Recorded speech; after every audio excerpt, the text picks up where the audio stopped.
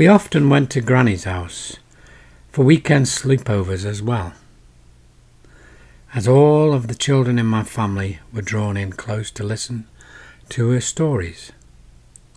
Her name was NAMWAYUT, and she was the eldest of a line of females in our family.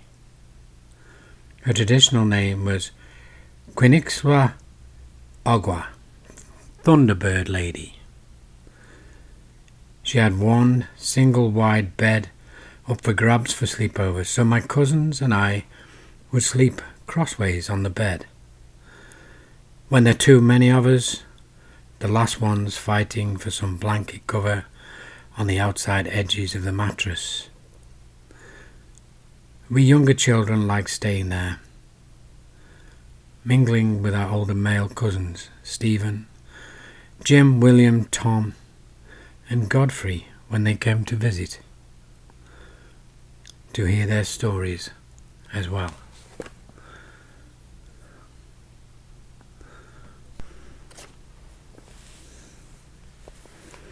Granny's house was a very small, dilapidated shack with no electricity and no running water. Once only a lean-to, dangerous and useless, consisting of one room about 20 by 30 feet across. The walls were thin, and there were cracks through which we could see daylight. In the winter months, strong winds with high gusts shook the whole village. Tucked tight in the valley, the wind either upriver or down. Of course, the little house always creaked and groaned when stirred by the wind. The shack also had a special gin pole, about 12 feet long. When the wind picked up and the house was beginning to sway in the wind, the older boys would burst through the door and pick up the pole and move it to the side of the house that needed to be held up. The pole would then stay there until the opposite wind arose. When the house was propped up, the shift and sway seemed minuscule. There was no need to be afraid or concerned. Granny would make a fire in the pot-belly wood stove. We little boys helped to pack water into Granny's house from the riverbank in tiny buckets, or a handful of wood when the fire was burning low. At nightfall, when it got dark, the adults would light up a gas lantern, pumping air into it periodically. If the lantern was lit and running out of air, it would begin to blink and stutter, becoming dangerous as the flames could easily blow outward and start a fire. At bedtime, the coal oil lamps would be turned on. I'm not sure why they would be left on, although at night I was happy to see the burning flames. I had the idea that they were kept ghosts at bay, though I did not know where that idea had came from. When I stayed over at Granny's, my first chore after getting out of bed would be to bring out the chamber pots and empty them into the pit. Often our relative Bob would stay with her. Granny was old, but Bob was older. He had snow-white hair and looked timeless, and his nickname was Ugwanyu, White-haired Bob. As a matter of fact, I was his namesake. Elder Bob was iconic. He had a reputation for scaring kids, and most little children were afraid of him. But he was really gentle. I liked him. When I emptied his chamber pot, he would always have a nickel he'd slip to me. Once my brother got there before me and dumped the potty, but didn't get a cent.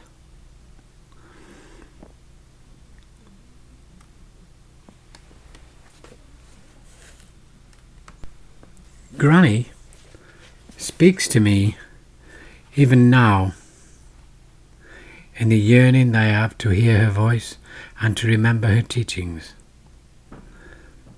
She wore soft shoes to walk the earth gently and to harvest the bounty of the land. Granny would say to me often, "My grandson, you have learned to love yourself. If you don't love yourself, you can't love others. And you have to learn to love others." Granny considered the bounty of the land to be sacred, and that without it we would be less. Her practices acknowledged the Creator that provided us the land and all who had come before us.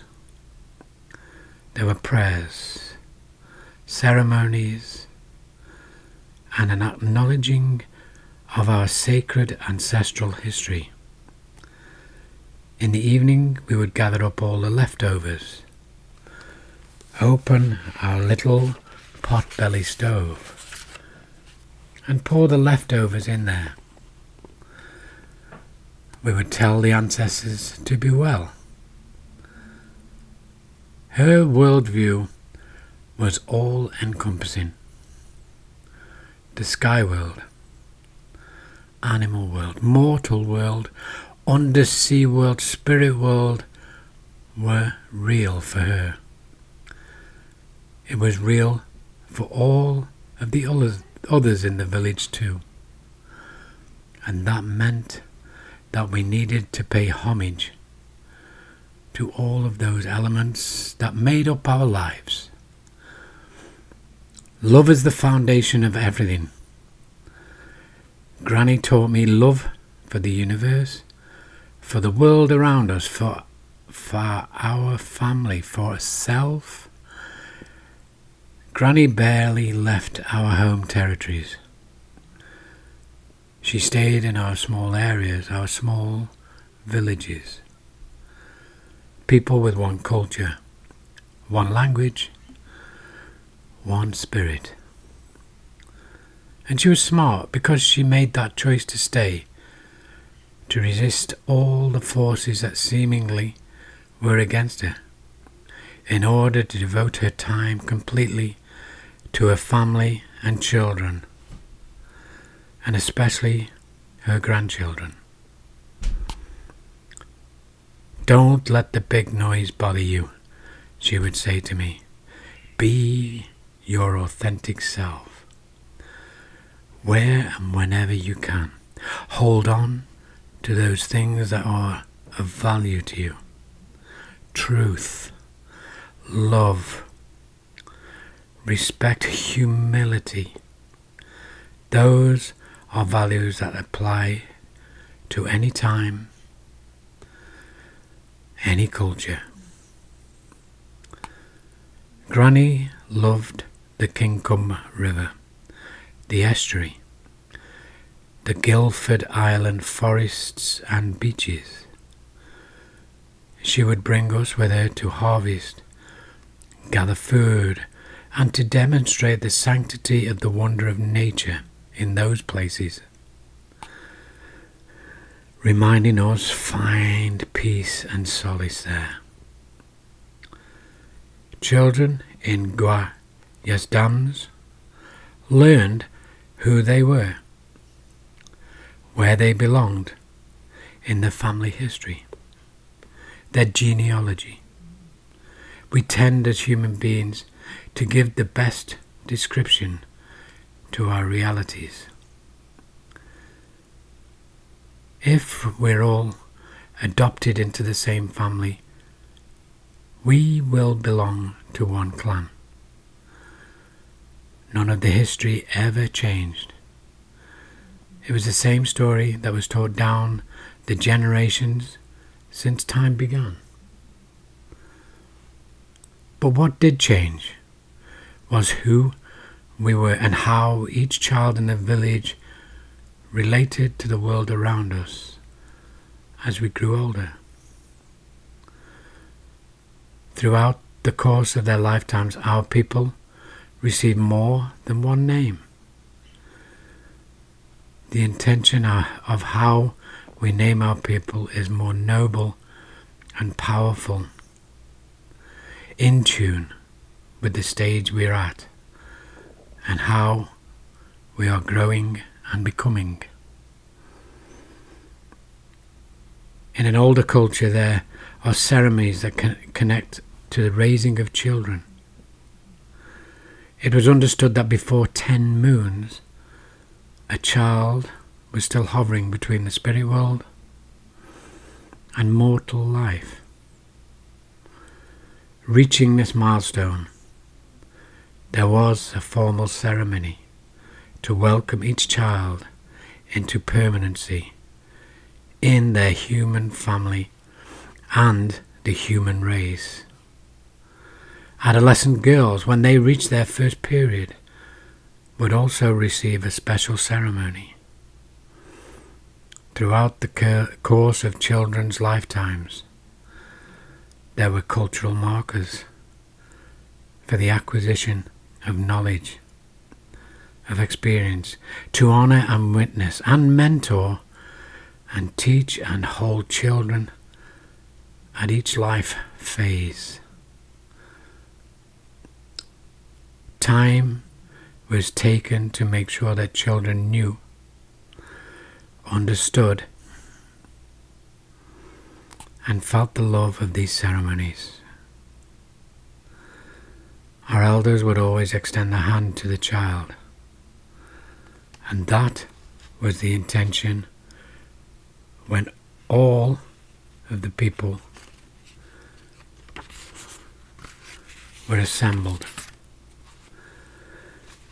As a witness, you were asked to walk with whomever it is that requires help, and to always inspire them along the way. Granny, my grandfather, and Ada, they taught me and cared for me, as did the other elders called to my side as a child. Granny was small in stature, but she always was a giant in her heroic standards. And all of who Granny was, her kindness, her gentleness, her compassion, it still resonates in my soul. When I am still, I can hear her words, whispering once in a while, reminding me that I am also a child of the universe, and that I am no less than stars.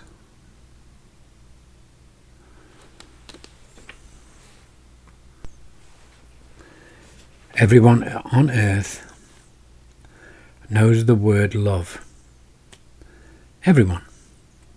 I don't think there's a soul who hasn't thought about love. But for some reason, it's hard for many people to practice love. In losing that gift, it diminishes our own love for ourselves. It diminishes the possibility of loving people other than ourselves. Over time, I have realized that everybody started with love, knowing intrinsically that they were loved. The sanctity of life would rise as well. The creation of human life becomes more sacred, more spiritual. And when that happens, we human beings come deeper into our essence. Because then life is not only about ourselves, it's about everything, and how infinitely powerful that is, and how infinitely big is that idea?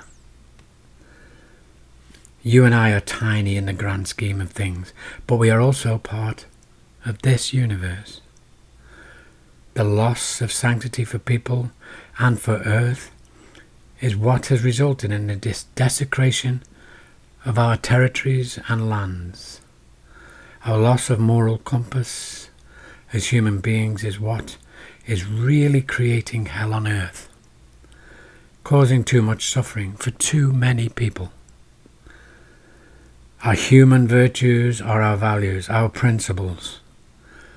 Living through our values means being together, being nimble and being one and each other and one with all human beings.